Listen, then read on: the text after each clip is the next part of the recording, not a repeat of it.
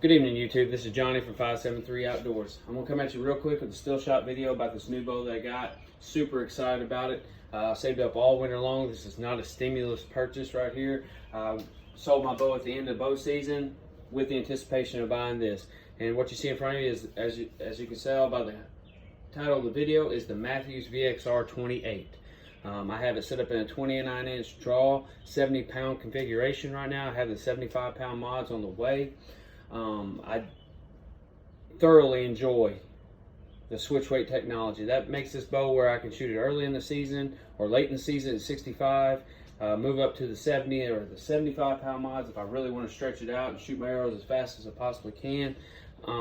It just gives you like 3 bows in one. So it's a no-brainer when it comes to going with Mathews. As you see, I went ahead and picked a stone color. I think it's a go-to color. It allows a lot of configurations with the custom color strings or accessories and everything without clashing too often much, and just a good blending color. I know everybody's going to be like, oh, should I go the 28 or the 31.5 when it comes to the Mathews VXR? I can tell you this, that being a 29-inch draw, you know, be it an inch longer than the axle to axle, everyone thinks, oh, it's a terrible thing. I don't believe it to be so. I was part of the skeptical group that says, okay, I'm a 29-inch draw, I need the 31.5-inch bow. I can tell you from shooting it all weekend long that that is not a factor. I'm just as consistent with this as my 32-inch axle-to-axle bows, as well as my 30-inch axle-to-axle bow. Most of that is in the geometry of the riser. They extended the riser on the VXR, so yes, it is the same axle-to-axle as the Triax, but the riser is actually longer than that of the Vertix. I'm sure you can look up any specs on it to see the exacts, but I can tell you that it makes a huge difference. Draw cycle. Some people say that the VXR and even the Vertix and the Triax before it were a very stiff draw. Let's face it, if you want to shoot speed, you got to draw heavy weight and a little more of a radical draw cycle.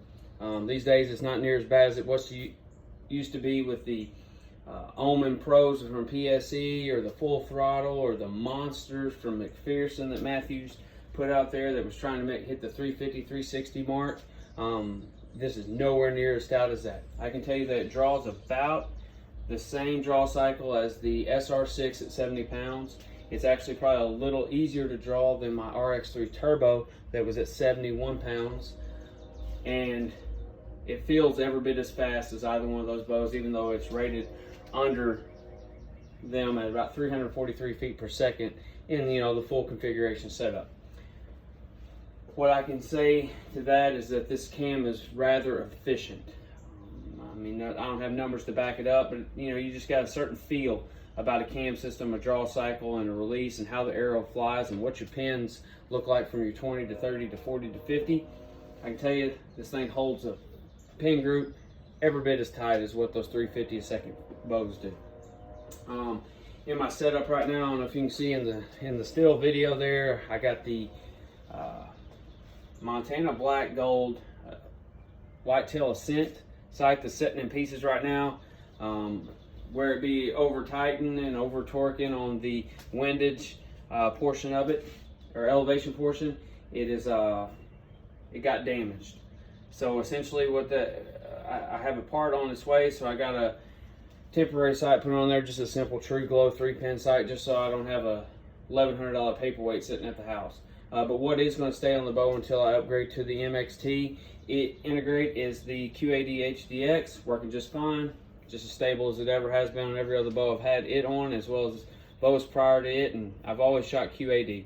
That's just what I like. I do have a Bee Stinger 8-inch front, 6-inch rear on a Bee Stinger quick release on the front, and a Mathews static bar mount on the rear. I don't want to go anything super Gucci, super crazy, angles down, all that. Just a little weight on the front to give me stability on the shot, little weight on the back and right, or back and left, to offset the sight or the quiver whenever I shoot with it on, and also to give me a little bit of, you know, added tension on the bottom side, so it doesn't get that radical fall forward that a lot of these top heavy bows are. As far as the top heaviness, yes, this bow does a center shot. You know, it's odd to years past, but they figured out the geometry to where they can get it to a center shot. But most of the center shot bows of the past, you know, always want to fall from the head and just kind of tip forward, that old, you know, target archer's aspect. This bow does not do that. It's just as dead in the hand as any of the other bows that I had last year. The reason I went away from the RX3 Turbo is no knock on it, but I just could not stay consistent with this. From day one of having this bow in my hand last Saturday, and I've probably got over 300 shots on it already, stable and consistent. And that's what I want. You know, I spend my money, hard-earned money, on things quality over quantity. And if it's not going to perform when I need it to perform, then I don't want it in my hand or in my possession. Because my time is way too important and valuable to be wasting time on equipment just for a name or just for a sticker or just for whatever. I'm going to shoot what is consistent and comfortable and accurate for myself. This bow most likely will be my bow of choice for the fall. I've seen nothing of it that I necessarily dislike.